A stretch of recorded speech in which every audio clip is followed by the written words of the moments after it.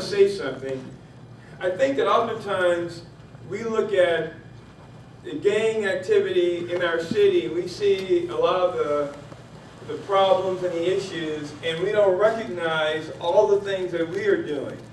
You know, it takes all of us coming together to bring resolve to these issues, coming together in this, and I've said this before, in this symbiotic relationship to bring resolve to these particular issues. And most of us are volunteers in this effort. You know, most of us don't get paid for this effort. When someone calls me at 2 o'clock in the morning or 12 o'clock and says that there's something going on and you need to come out and respond to it, I get up and I respond to it. But not only me, across the board this is happening. So I want to again take my hat off to all of you for engaging in this, because we know that there is strength in the community. If there's any resolve to the issues, it's going to have to come from the community. Some time ago, when we developed Operation Lasting Peace, or at least the name for Operation Lasting Peace, I was giving a speech there and I talked about homeostasis. Homeostasis just means balance. And I said we need to look at our community as an organism. Looking at the community as an organism means that if the organism is sick, nothing can go in there and basically stop or prevent that sickness. That organism will have to correct it. And so, but what we will do, as a doctor might do, a doctor might give you medication and that type of thing, to empower the organism so that it can bring balance and resolve to itself. And so again, that's what we're doing here. That's what we're doing in the suppression, in the prevention, and in the intervention aspects of the Southern Nevada Community Gang Task Force. I want to talk to you about, just briefly, about 3 success stories. One of the success stories, Michael says, he's not here, and I'll tell you at the end why he's not here.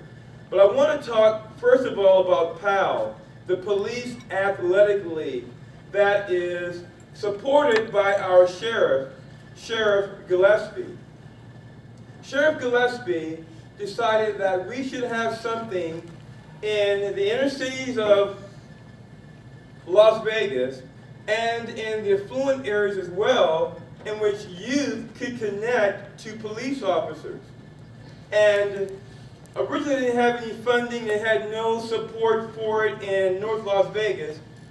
But he said, I don't care if we don't have any support, I want it in North Las Vegas, and I am going to assign police officers there for that. So he assigned a few police officers there, Lieutenant Sully, Captain Berry, Officer Lordamita, and a few other officers that are picking up youth, bringing them to the Richard Steele Health and Wellness Community Center, bringing them to Cambridge Recreational Center, and engaging in classes, interacting with those youth.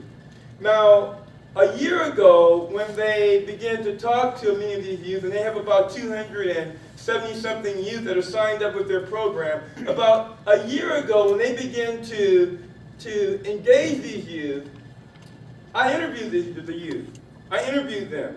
And the youth hated police officers. They thought police officers were jerks, that they were evil, that they didn't want to have anything to do with police officers. And some of those kids were mandated to come to this program. In fact, a large majority were mandated. A year later, about a month ago, I stood down and I interviewed all these youth.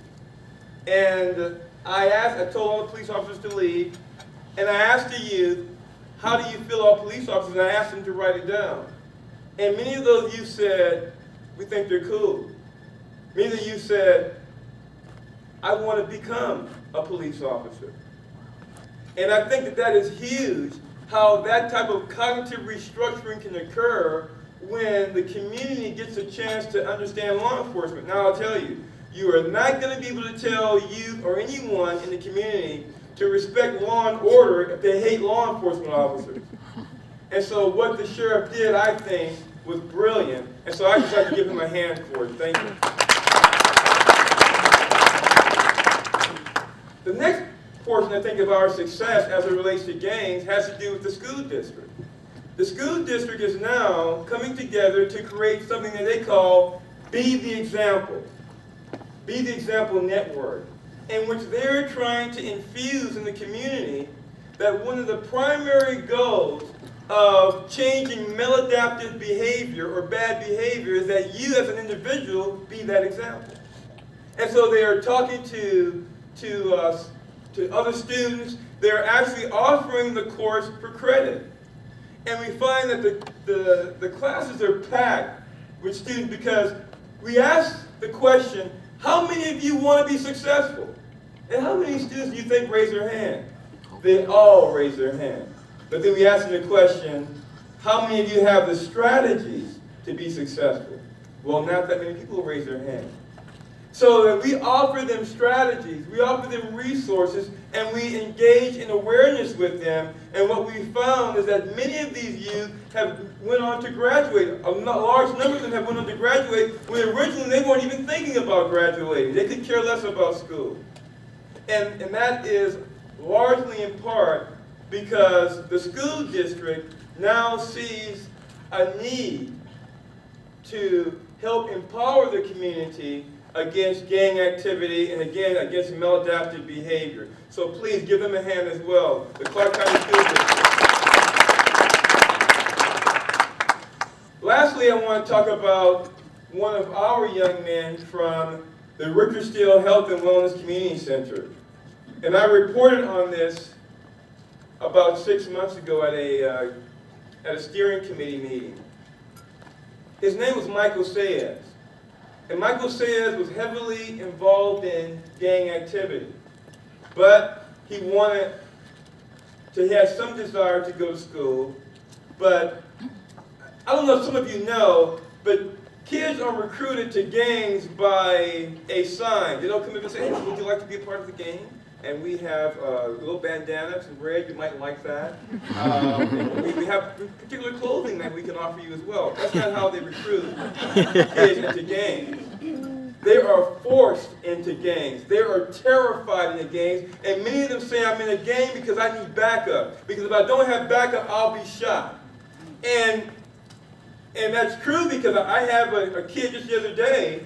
His name is Eric Brill. You might have read about him. He had nothing to do with gangs.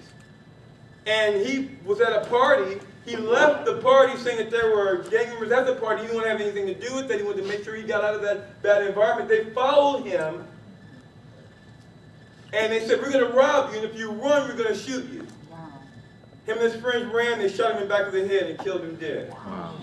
He was 16. I had him since he was 8 years old. Wow. And he was having problems in school, but now he was making straight A's. He was on the football team. He's getting ready to go to college.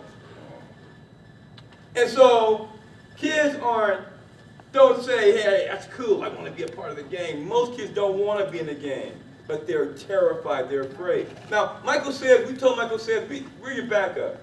If you have a problem with these gangs, we're going to come in the community, and we will, and I will. I'll come in the community and deal with it. And everybody that knows me here knows I have my own particular methods, but we go in there and we deal with it, and we stop it. And so he decided to move away. He graduated high school, and doing real well. He was coming to the Health and Wellness Center because at the time he's thinking about going to vocational school and trying to acquire a job. So he's coming to the gymnasium on the bus. And he called us late at night because he was late. He called us about 7 o'clock at night. He said that there's someone on the bus that just brandished a gun in front of me and said that I better give him my backpack. And he said that if I don't give him the backpack, that they're going to shoot me when I get off the bus.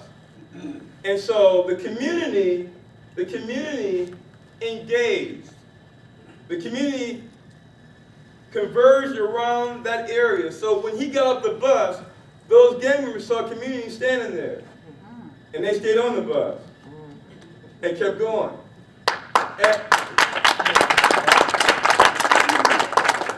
And today, Michael Sayers is a little older now. He's 19 years old, and he's working in the hospitality field, actually doing real well. He was going to be here today, but he couldn't get off work, which is a blessing.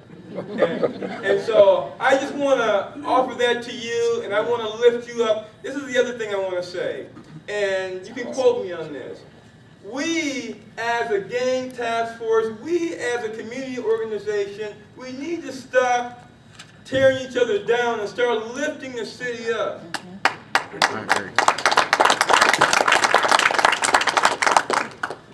We have so much power. We have so much ability. And some of us aren't as good as others of us. But those that are falling, some of us need to lift them up so that we all can move forward. It's not, I heard David Osmond say this, and I like what he said. David Osmond said it's not about ego, but it's about we go. Thank you.